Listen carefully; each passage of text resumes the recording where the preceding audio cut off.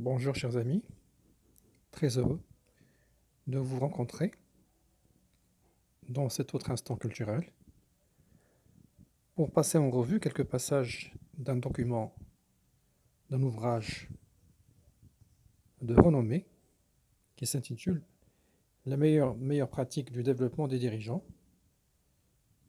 Ses auteurs sont Bruno Dufour, Martine Plampen, aux éditions d'Organisation.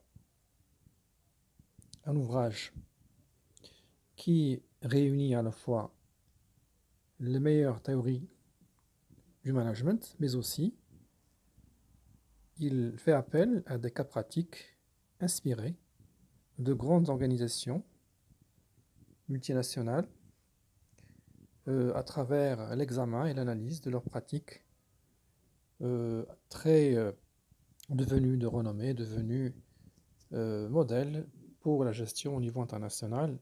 Certains même sont allés jusqu'à fonder des universités qu'ils appellent universités d'entreprise. Alors un petit mot sur les auteurs. Pour Bruno Dufour, il est aujourd'hui conseiller en stratégie ressources humaines auprès de nombreuses directions générales. Son expertise est à la formation des dirigeants, à la création de corporate universities. Auparavant, il a été professeur à l'ESSEC, dirigeant d'entreprise textile, directeur général du groupe ES Lyon et puis EM Lyon, directeur de la formation des dirigeants au sein du groupe Auchan et du groupe Renault, et senior advisor à l'EFMD. Pour Martine Plampen, elle a la charge de la capitalisation et du transfert des connaissances à l'EFMD, European Foundation for Management Development, à Bruxelles. Depuis de nombreuses années, elle promeut le dialogue entre théorie et pratique dans le domaine du management. Un petit mot sur l'EFMD, l'European Foundation for Management Development. C'est le plus grand réseau associatif mondial dans le domaine du développement du management. Il couvre plus de 500 institutions et touche plus de 12 500 professionnels du monde académique, du monde des affaires, du service public et des cabinets conseils dans 65 pays. En particulier, le FMD gère le système EQUIS, European Quality Improvement System, qui accrédite les écoles de management sur les 5 continents. Alors, pour revenir à l'ouvrage, qu'est-ce qu'il traite exactement? Déjà, il répartit un peu la méthodologie sur 2 axes. Un point complet sur tous les enjeux du développement des dirigeants et sur les solutions existantes. Et puis un deuxième axe, près de 100 exemples réels d'entreprises et de business schools européennes. Donc c'est un véritable document synthétique des meilleures pratiques du management inspiré de grandes entreprises internationales. Alors, les entreprises les plus performantes ont toutes mis au point les initiatives pour repérer et faire évoluer leurs managers et futurs dirigeants, qu'il s'agisse de la sélection des hauts potentiels et de leur suivi, des universités d'entreprise, des formations extérieures dédiées, des partenariats avec des business schools ou encore du coaching et du mentoring. De nombreuses pratiques pertinentes ont vu le jour pour répondre à cette exigence. Mais au-delà de la formation et de l'accompagnement des dirigeants qui posent de nombreux problèmes pratiques abordés dans ce livre, c'est le renouvellement des entreprises qui est en jeu, donc leur pérennité. Cet ouvrage donc fait le point de manière assez systématique sur ce qui se fait de mieux pour faire émerger et grandir les leaders de demain, en insistant particulièrement sur le développement de la créativité au sein des entreprises, avec de très nombreux exemples réels d'entreprises européennes. Alors, j'ai trouvé intéressant de partager avec vous un passage assez pertinent de ce document, riche d'ailleurs en informations, riche en leçons, riche en expériences. Alors, l'entreprise de demain, pour ses auteurs, souvent appelé donc Charles Handy, souvent appelé le philosophe européen du management, a parlé par anticipation, au siècle dernier déjà, de l'organisation des 3 I, l'information, l'intelligence et les idées. Voici ce qu'explique Andy.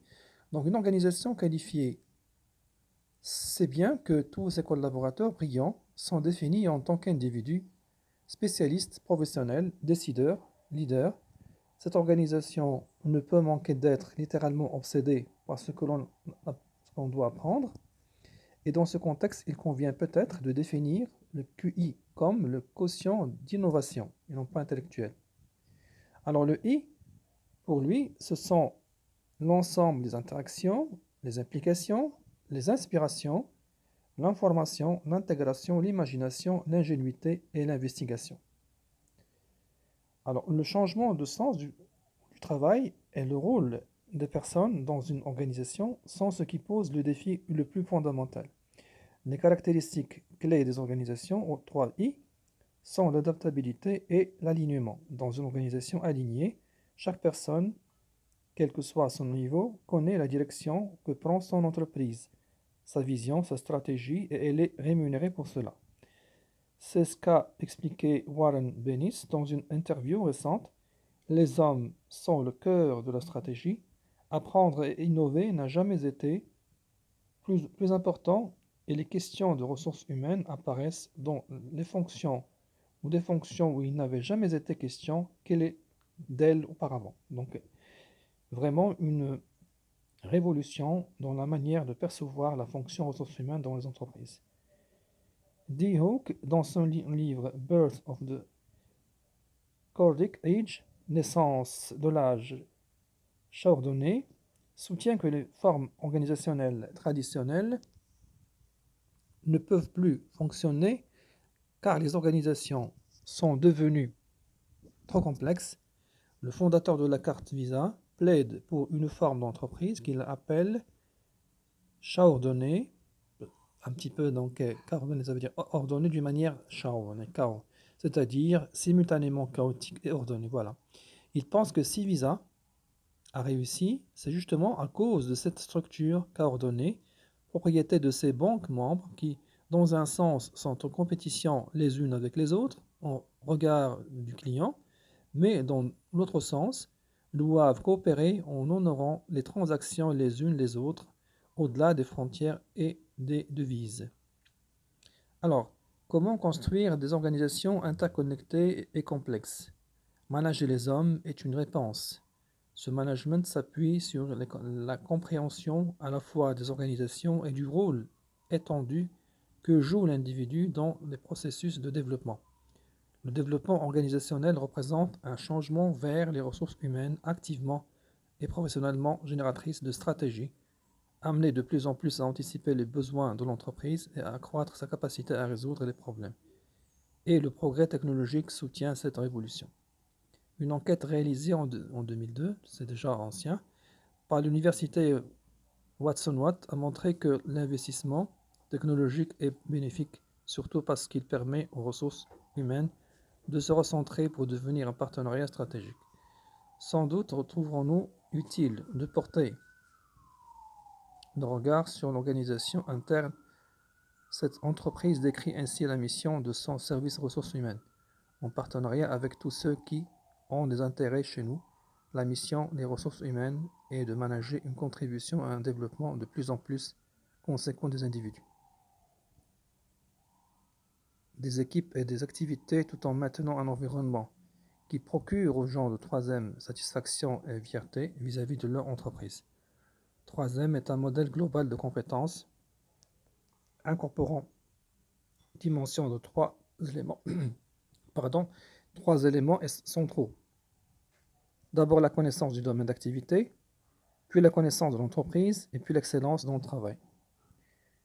Et face à cela, il y a d'abord avoir les résultats, ou plutôt les exigences, le rôle du leader et d'influence, apprendre et progresser, efficacité personnelle, orientation, stratégie et client, supervision et coaching, réflexion et prise de décision. Donc ça rappelle un petit peu la quality management totale, ou la gestion par la qualité. Enfin, pour répondre à la question comment les ressources humaines contribuent à la performance organisationnelle, les auteurs répondent par les 3 points suivants. Alors, les ressources humaines, c'est un petit peu l'architecte de l'organisation. Ce sont les partenaires du changement et ce sont les navigateurs vers les objectifs stratégiques. Merci de votre attention.